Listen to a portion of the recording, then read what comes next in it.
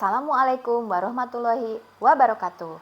Yang terhormat, dosen penguji PPG dalam jabatan periode 2 tahun 2024. Perkenalkan, nama saya Sri Wahyuni, guru sejarah di SMAN Negeri 1 Cigugur. Saya merupakan mahasiswi PPG dalam jabatan Angkatan 3 tahun 2023, jurusan sejarah EPKIP Universitas Siliwangi, dengan nomor induk mahasiswa 2019004687173. Pada kesempatan kali ini saya akan melaksanakan praktik ujian kinerja di kelas 10 IPS dengan materi masuknya agama dan kebudayaan Hindu-Buddha di Indonesia menggunakan metode pembelajaran problem-based learning dengan menggunakan media flipbook sebagai upaya untuk meningkatkan minat dan motivasi belajar siswa. Semoga video saya bisa bermanfaat dan bisa menginspirasi banyak orang. Selamat menyaksikan.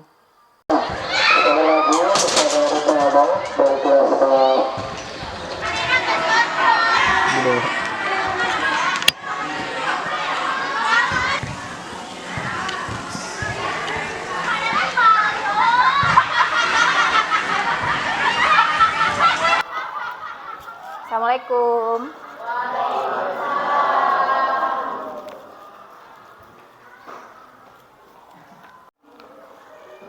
Ya, selamat pagi semuanya. Pagi. Gembira bersama belajar sejarah menyenangkan. Oke, apa kabarnya kalian hari ini? Alhamdulillah.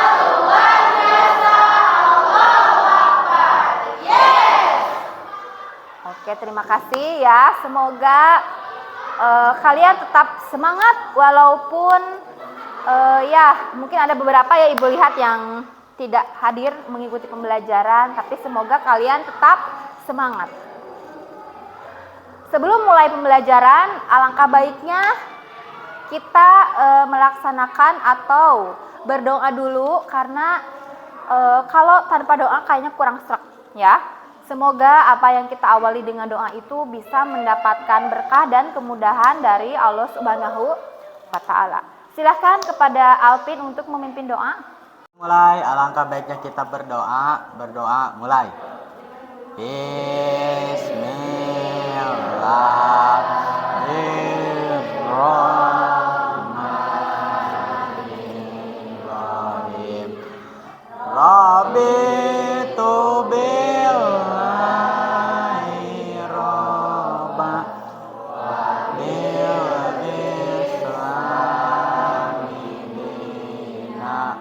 wabil Muhammadin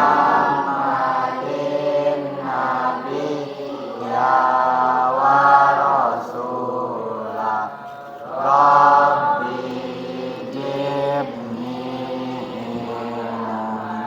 warjukni paman birahmatika ya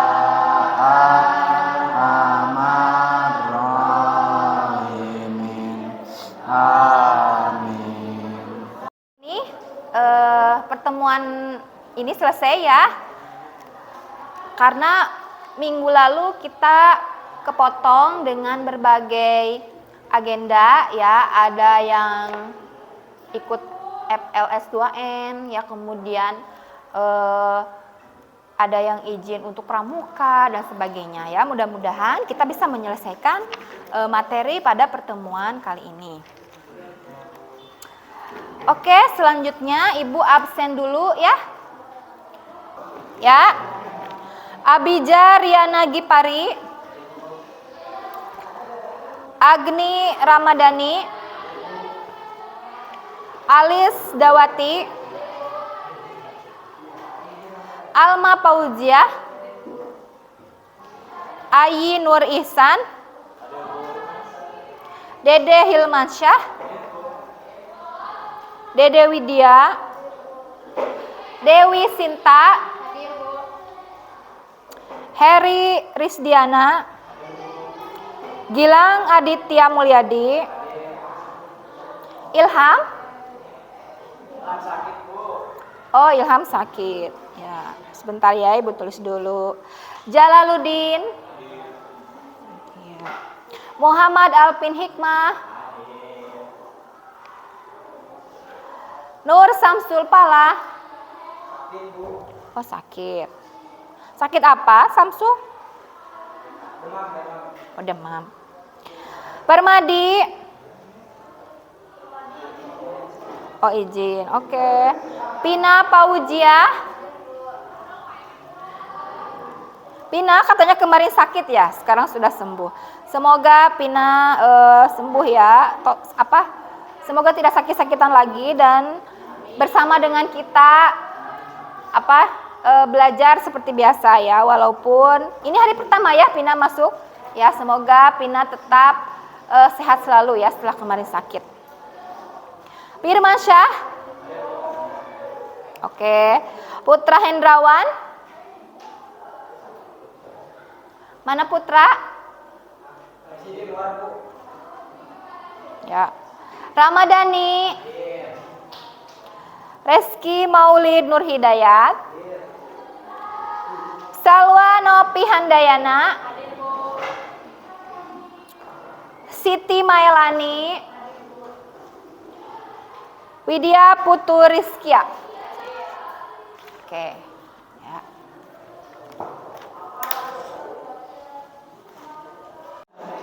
Silakan teman-teman berdiri semuanya.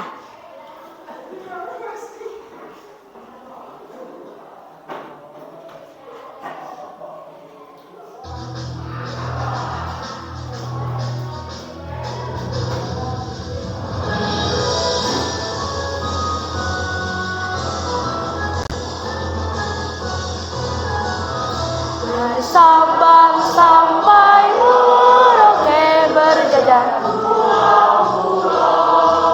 sambung menyambung menjadi satu, itulah Indonesia.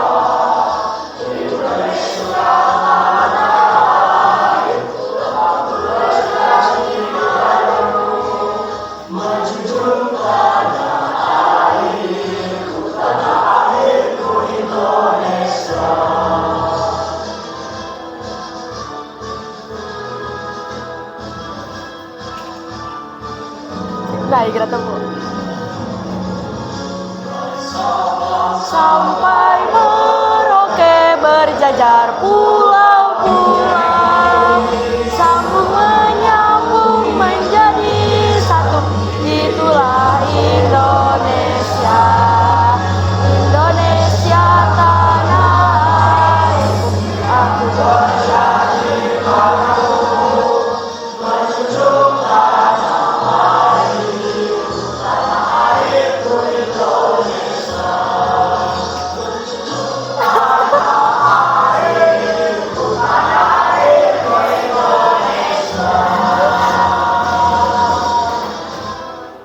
Ya, sebelum pembelajaran kita mulai di intinya ya, Ibu akan memaparkan aturan-aturan yang harus kalian patuhi bahwa selama pembelajaran ini Ibu lihat ketika Ibu melakukan pembelajaran ya, sebelumnya setelah Ibu cek itu ternyata banyak siswa yang suka, Bu izin saya ke toilet ya, terus tidak kembali lagi ya. Makanya ya yang pertama Ibu mohon kepada kalian untuk mengikuti proses pembelajaran dengan baik dan mengikuti tata tertib sesuai dengan peraturan ya.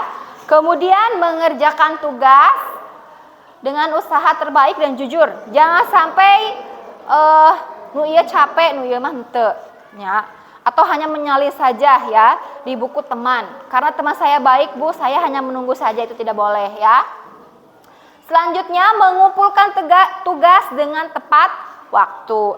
Misalkan deadline-nya hari ini harus selesai ya, selesaikan ya, jangan dinanti-nanti ya supaya materinya lama misalkan, jangan ya.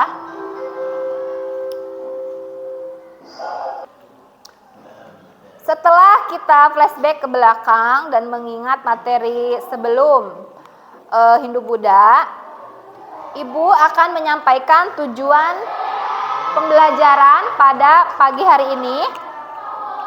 Yang pertama yaitu menganalisis macam-macam teori masuknya agama dan kebudayaan Hindu-Buddha ke Indonesia. Kemudian mengolah informasi tentang proses masuknya agama dan kebudayaan Hindu-Buddha serta pengaruhnya pada kehidupan masyarakat Indonesia masa kini. Ya. Selanjutnya, menuangkan hasil analisis dan pengolahan informasi tentang proses masuknya agama dan kebudayaan Hindu-Buddha di Indonesia dalam bentuk tulisan. Karena kalau yang namanya sejarah, kita tidak menuangkan tulisan kita ke dalam bentuk media Canva yang di dalamnya ada infografis, ada mind mapping, ya itu pasti kita akan lupa, ya. Boleh ke dalam bentuk catatan pun boleh, asal kalian itu ingat dan mengerti. Karena ada beberapa di antara kalian yang asal ya mencatatnya dengan alasan lah Bu, cangkel. Ya. Lah Ibu abdi mah hoream can ada panangan teh hileuden misalkannya. Tahnya, oke, Ibu siasati berarti kalian itu perlu pembelajaran yang lebih apa ya? Yang lebih upgrade ya, yang lebih update. Ya, pembelajaran yang berdiferensiasi, pembelajaran yang lebih memusatkannya pada siswa. Dengan cara apa? Nanti ya, nanti Ibu bagi kelompok. Oke, untuk kali ini ya, coba lihat ke depan semuanya ya. Setelah tadi Ibu memaparkan tentang penjelasan dari materi awal ya. Coba kalian lihat ke depan, ini ada gambar apa? Candi. Ada gambar candi. Candi apa coba?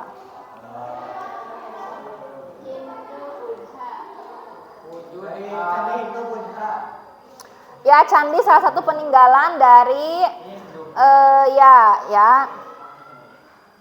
Di sini ada Candi Prambanan ya. Kemudian selain candi, di sini juga ada gambar siapa?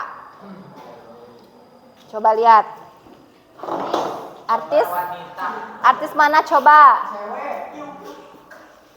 Nah, ini nggak ada yang tahu. Oh ya, berarti Ibu teh kurang tepat ya. Harusnya Ibu membawa artisnya yang masa kini ya. Ini adalah Angelina Jolie. Tahu Angelina Jolie? Nah, konon katanya dia itu beragama Hindu, ya. Kemudian ini siapa?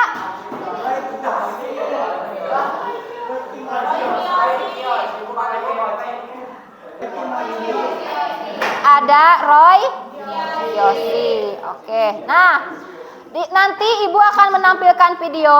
Coba kalian di sini Ibu akan menampilkan video. Coba kalian simak baik-baik, ya. Nanti setelah video ini selesai, Ibu harapkan akan ada tanggapan, pertanyaan dan saling menanggapi ya dari video yang Ibu kasih. Ikut akan Ibu tampilkan video ya. Coba amati ya video dari YouTube tersebut. Nanti di sana kalian akan memperoleh berbagai informasi yang sangat penting ya. Kemudian nanti kalau misalkan ada yang mau menanggapi, silahkan.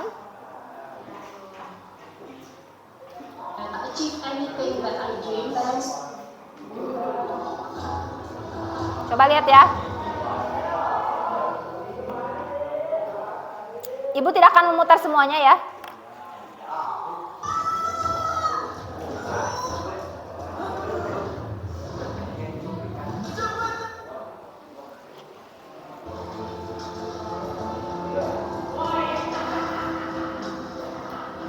Di sini ada situs bersejarah ya.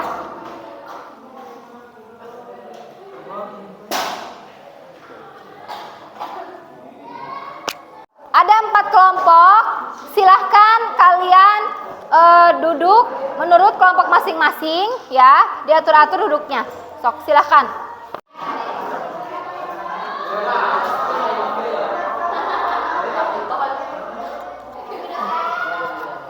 Ini Alvin, Abijar.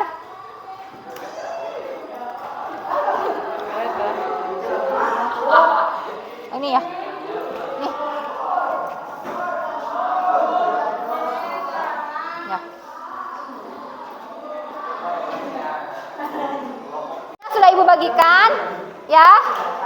Di sana ada masalah yang harus kalian pecahkan, ya.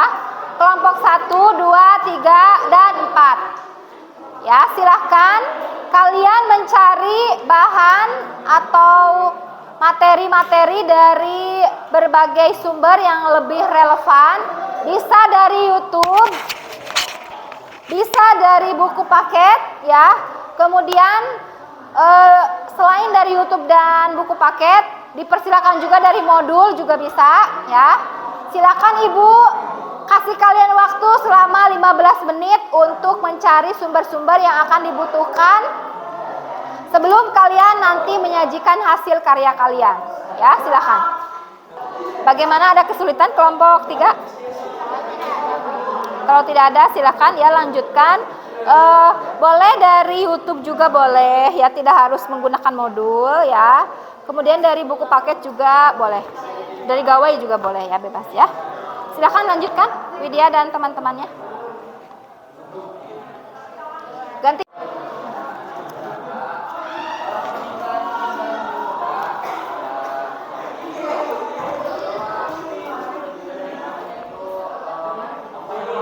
Setelah kalian mencari informasi dari berbagai sumber, ya, baik itu dari buku paket, YouTube, kemudian kalau tidak ada Chromebook menggunakan HP, ya, mencari sumbernya. Ada juga yang dari modul. Silahkan kalian tuangkan hasil apa yang kalian temukan itu ke dalam catatan, ya, atau boleh langsung ke dalam bentuk file Word dan kemudian dijadikan sebagai flipbook, ya. Apakah ada pertanyaan? Ya, apa salah? Saya nggak mengerti bagaimana cara membuat flipbooknya, Bu. Oke. Ya, begini ya. Untuk pembuatan flipbook hari ini cukup mudah, ya. Kalian tinggal menyimpan itu ke dalam file, ya. Kemudian dikonvert ke dalam PDF. Kalau memungkinkan, ya. Kalau memungkinkan dalam bentuk Word bisa langsung diupload. Ya, tapi kalau seandainya tidak memungkinkan, PDF-nya saja, ya, uploadkan ke dalam link yang sudah Ibu kasih tadi di grup, ya. Apabila ada masalah atau kendala boleh ya ditanyakan lagi sebelum kita tampil per kelompok, oke, ya. Semuanya harus saling support demi kelancaran kalian, ya, dalam menyajikan hasil karya berupa flipbook tersebut, ya. Apabila ada pertanyaan nanti bisa tanyakan ke Ibu langsung. Oke, pembuatan flipbooknya Siap, sudah. ya. Apabila nanti di kelompok, misalkan kelompok 3, 4, dan 2 ada kendala, bisa sambil berjalan, ya, karena waktu sudah semakin mepet. Sebentar lagi silahkan siapa yang mau lebih dulu ke depan untuk memaparkan hasil karyanya. Assalamualaikum warahmatullahi wabarakatuh. Di sini saya sebagai perwakilan dari kelompok 4 akan mempresentasikan hasil kerja kelompok kami. Di kelompok 4 terdiri dari 6 anggota. Ada saya sendiri, Salwa Nopi Handayana, ada Siti Mailani, ada Rizky Maulida Nur Hidayat, ada Ramadhani, dan Dede Widya. Di sini kami mendapatkan kasus tentang kelebihan dan kekurangan teori proses masuknya Hindu-Buddha. Jadi kelebihan dan kekurangannya itu nanti akan dipaparkan di flipbook ini. Oke, di sini terdapat beberapa teori masuknya Hindu-Buddha di Indonesia. Yang pertama ada teori Brahmana. Teori Brahmana mengungkapkan bahwa agama Hindu-Buddha masuk ke Indonesia dibawa oleh kaum Brahmana atau kaum penguasa. Adapun beberapa kelebihan teori Brahmana, yang pertama, adanya prasasti berbahasa Sangsakerta dan huruf Pallava yang bisa dibaca oleh kaum Brahmana. Dan yang kedua, kaum Brahmana memahami ajaran agama Hindu-Buddha karena tergolong sebagai kaum terdidik. Di sini di teori Brahmana juga ada kelebihan, ada kekurangannya. Kekurangannya terdapat ajaran Hindu kuno yang menyebutkan jika kaum Brahmana tidak boleh menyeberangi lautan serta meninggalkan tanah airnya. Yang kedua ada teori kesatria. Teori kesatria mengungkapkan jika agama Hindu-Buddha masuk ke Indonesia dibawa oleh kaum kesatria atau kaum prajurit. Adapun kelebihan dari teori kesatria adalah adanya informasi dukungan dari Prof. Dr. J.I. Mons yang mengungkapkan bahwa kaum kesatria mengalami kekalahan pada perang abad ke-4 hingga ke-6. Kekalahan tersebut membuat kaum kesatria melarikan diri ke Nusantara. Jadi ketika kaum kesatria itu kalah di tanah airnya, mereka melarikan diri agar terhindar dari serangan balik ke Nusantara atau ke Indonesia. Untuk kelemahannya adalah kaum kesatria tidak dapat menghindukan seseorang. Lanjut Ibu. Untuk teori yang ketiga ada teori Waisya. Untuk kelebihan teori Waisya adalah adanya interaksi sosial antara pedagang India dengan masyarakat lokal. Yang ke Indonesia mempunyai sumber daya alam melimpah sehingga para pedagang asal India tertarik untuk melakukan aktivitas perdagangan. Terdapat kampung keling, yaitu kampung yang didirikan oleh pedagang India. Adanya perkawinan antara pedagang India yang menetap dengan masyarakat lokal di Indonesia. Untuk kelemahannya ada yang pertama, kasta Waisya cenderung kesulitan untuk mempelajari ajaran agama Hindu dan Buddha karena menggunakan bahasa Sangskrita dengan huruf Pallawa yang membutuhkan kemampuan khusus. Seperti yang tadi dibilang di teori Brahmana. Jadi huruf Pallawa itu hanya dimengerti oleh kaum atau kasta Brahmana. Yang kedua ada kaum Waisya dapat hanya untuk tujuan berdagang sehingga kemungkinan untuk menyebabkan agama cenderung rendah. Jadi kelemahannya itu ada di datang kaum Waisya itu hanya untuk berdagang ke Indonesia. Jadi cenderung kecil untuk menyebarkan agama. Yang keempat ada teori arus balik. Teori arus balik mengungkap bahwa terdapat peran para pedagang dalam proses Hinduisi masyarakat Nusantara. Dalam hal ini, pedagang Nusantara mempunyai inisiatif untuk mempelajari agama Hindu-Buddha. Di kelebihan teori arus balik ada dua. Teori ini cenderung lebih efektif karena rakyat berinisiatif sendiri datang ke India untuk mempelajari agama Hindu-Buddha. Keberadaan prasasti Nalanda mengenai pembangunan wiraha untuk para pelajar di wilayah kerajaan Sriwijaya yang hendak menuntut ilmu di India. Untuk kelemahannya yaitu orang Indonesia kala itu tergolong pasif untuk memiliki inisiatif dalam mempelajari agama sendiri. Jadi jika di teori arus balik ini datangnya Hindu-Buddha atau agama Hindu-Buddha ke Indonesia itu dibawa oleh para penduduk lokal sendiri. Jadi dia pergi untuk ke India mempelajari ilmu-ilmu Hindu-Buddha, lalu datang lagi ke Indonesia dan menyebarkannya. Untuk teori yang terakhir ada teori Sudra. Ada kelebihan dan kekurangannya. Untuk kelemahannya adalah kasta Sudra tidak sepenuhnya paham tentang agama Hindu karena kasta Sudra itu kasta paling rendah, yaitu kasta rakyat biasa. Jadi masih tergolong kurang untuk mempelajari agama Hindu dan Buddha. Untuk kelemahan yang kedua ada di latar pendidikan tidak terlalu tinggi. Seperti yang tadi dibilang bahwa kasta Sudra itu sangat rendah, kasta yang paling rendah, dan juga tidak memiliki pendidikan yang tinggi. Maka dari itu tidak sepenuhnya mengenal atau mengetahui tentang agamanya sendiri. Untuk kelebihannya ada di bahwa mereka berpindah dari India ke negara lain karena ingin memperbaiki hidup. Sebagian besar golongan Sudra bekerja sebagai buruh serta budak, sehingga sangat mungkin apabila mereka ingin mengubah nasib menjadi lebih baik ke tempat lain.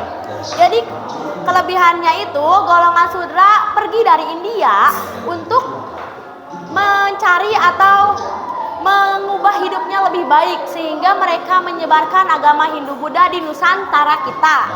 Itu ada kelebihan dan kelemahan tentang teori-teori masuknya agama Hindu-Buddha ke Nusantara. Untuk selebihnya teman-teman bisa cari lagi di Google karena mungkin saya tidak lengkap. Maka dari itu saya buka sesi tanya jawab. Ada yang mau bertanya? Kelompok 4 atau kelompok Brahmana yang telah mempresentasikan flipbooknya sangat bagus sekali, sangat kreatif sekali ya. Selanjutnya Ibu persilakan untuk kelompok 1 ya, untuk maju perwakilan saja ya, presentasi ke depan untuk mempresentasikan atau menjawab masalah yang Ibu suguhkan di LKPD barusan. Assalamualaikum warahmatullahi taala wabarakatuh.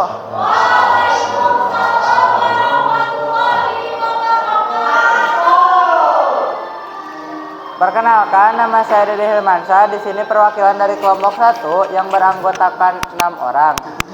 Yang pertama ada Dede Hilmansyah, yang kedua Dawati, yang ketiga Alma Paujiah, yang keempat Ainur Ihsan, yang kelima Agni Ramdhani, yang keenam ada Agun Gunawan. Di sini kami memiliki masalah tentang proses masuknya agama dan kebudayaan Hindu-Buddha ke Nusantara. Terima kasih kepada kelompok 1 untuk pemaparan materinya, cukup jelas sekali ya. Selanjutnya kita persilahkan kelompok 3 untuk maju ke depan memaparkan hasil temuannya. Assalamualaikum warahmatullahi wabarakatuh.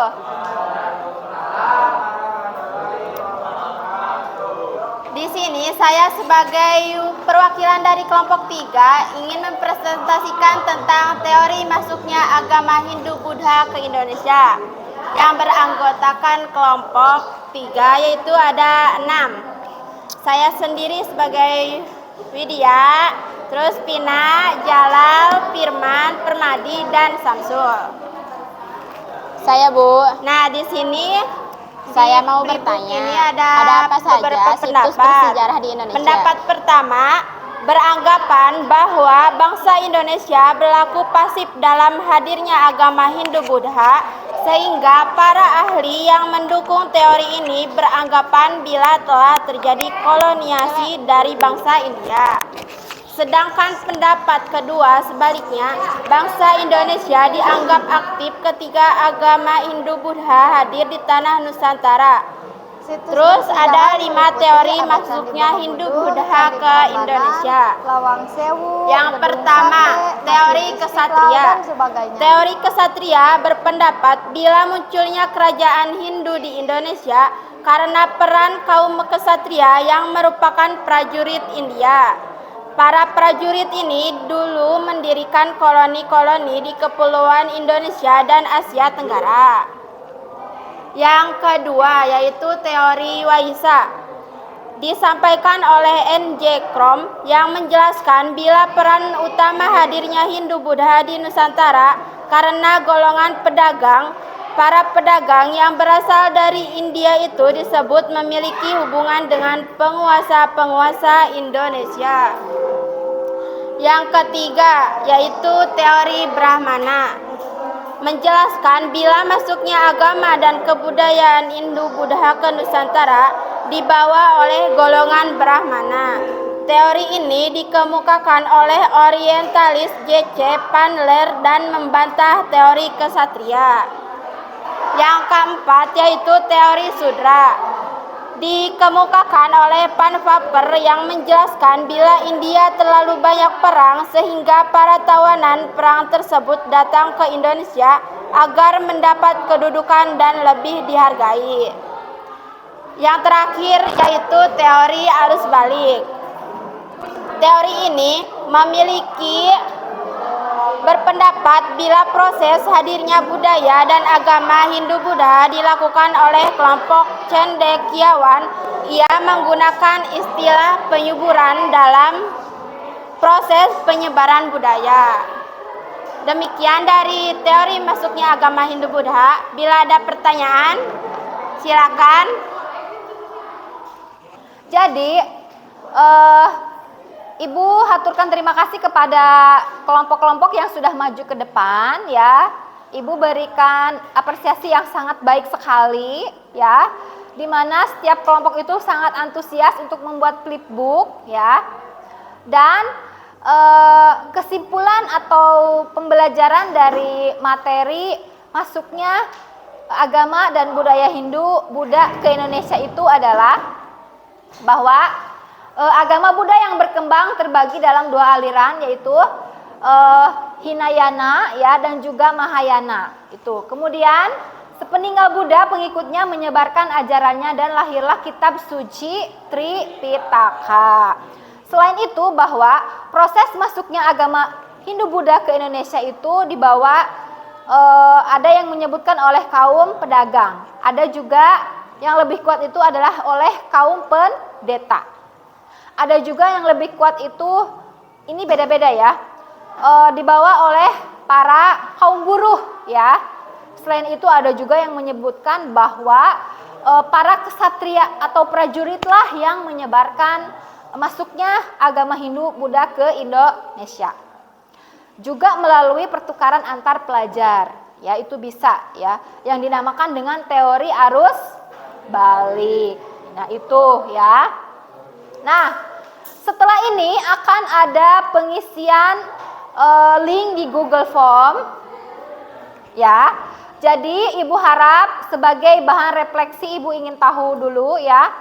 Kalian klik link Google Form yang udah Ibu kasih di grup, ya. Silahkan di sana ada pertanyaan, ya. Bisa kalian jawab dari sekarang.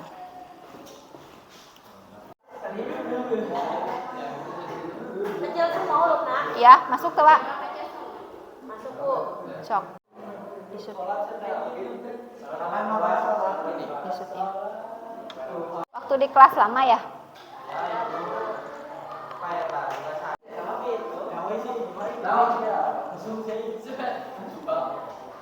Sok, berarti kamu harus nilainya harus bagus, nanti ada ke Ibu. Untuk materi yang lebih lengkapnya lagi, mungkin bisa tanyakan ke Ibu nanti via WA. Dan mudah-mudahan ya kalian selalu diberikan kesehatan dan doakan Ibu juga semoga tetap sehat. Amin amin ya Allah ya Rabbal alamin. Sebagai penutup pelajaran sejarah pada kesempatan kali ini, kita tutup pelajaran hari ini dengan ucapan hamdalah. Alhamdulillahirabbil alamin. Ya, terima kasih.